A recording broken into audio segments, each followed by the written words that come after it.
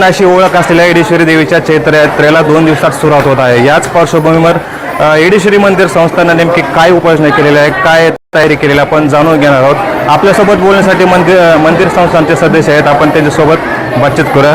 दादा काय सांगाल, 2 दिवसावरती यात्रा आली, काय तयारी झाली? यात्रा चैत्र पौर्णिमा ही येडेश्वरी देवीची सर्वात मोठी आणि महत्त्वाची यात्रा आहे।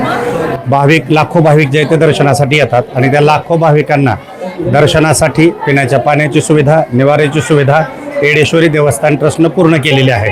खरं तर ही यात्रा जी आहे ती पूर्ण महाराष्ट्राची मोठी यात्रा आहे।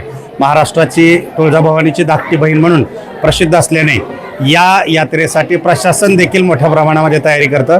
त्याच्यामध्ये या जिल्ह्याचे जिल्हाधिकारी, त्याचबरोबर तालुक्याचे प्रांत असतील, SP साहेब असतील आणि ग्रामपंचायत यांच्या सगळ्यांच्या सहकार्याने येडेश्वरी देवस्थान ट्रस्टने जय्यत अशी तयारी केलेली आहे।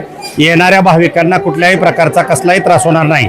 ऊन, वारा आणि पाऊस यांच्यापासून पूर्ण संरक्षण होऊन प्रत्येक भाविकाला चांगल्या पद्धतीने मनसोक्त येडेश्वरीचे दर्शन घेण्याची आणि त्यांना लागणाऱ्या सर्व सुविधा म्हणजे पिण्याच्या पाण्यापासून ते शौचालयापर्यंतच्या सर्व सुविधा ज्या आहेत ते येडेश्वरी देवस्थानने जय्यत अशी तयारी केलेली आहे। त्यामुळे मी देवस्थान ट्रस्टचा सदस्य समाधान बेदरे ट्रस्टच्या वतीने सर्व भाविकांना आवाहन करतो की आपण येडेश्वरी देवस्थान दर्शनासाठी अगदी निःशंकपणे या ठिकाणी उपस्थित राहावं आणि मनसोक्त आनंदाने आई येडेश्वरी देवीचं दर्शन घ्यावं असे आवाहन करतो।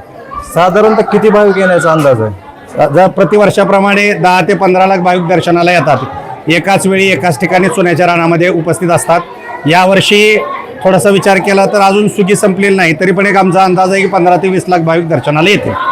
युद्धाचा परिणाम जाणवतोय। तुळजापूर येथे देखील भाविकांची संख्या जी आहे ती कमी झालेली आहे। आता इथं येरमाळ्यात काय चित्र आहे, काय अंदाज आहे? आत्तापर्यंतचा जर विचार केला तर युद्धाचा परिणाम निश्चित झालेला आहे। कारण गॅसचा तुटवडा म्हणा किंवा इतर पेट्रोल डिझेल याच्या संदर्भात ज्या बातम्या चालतात त्याच्यावरून भाविकांची संख्या थोडीशी घटेल असं वाटतं। परंतु आजपर्यंत जर विचार केला तर आजच्या तुलनेमध्ये म्हणजे आज मंगळवार असताना सुद्धा तेवढ्या प्रमाणात भाविक मंदिरावर दिसत नाहीत। त्यामुळं निश्चितच भाविकांची संख्या या युद्धाच्या परिणामामुळे थोडीशी कमी झालेली जाणवते।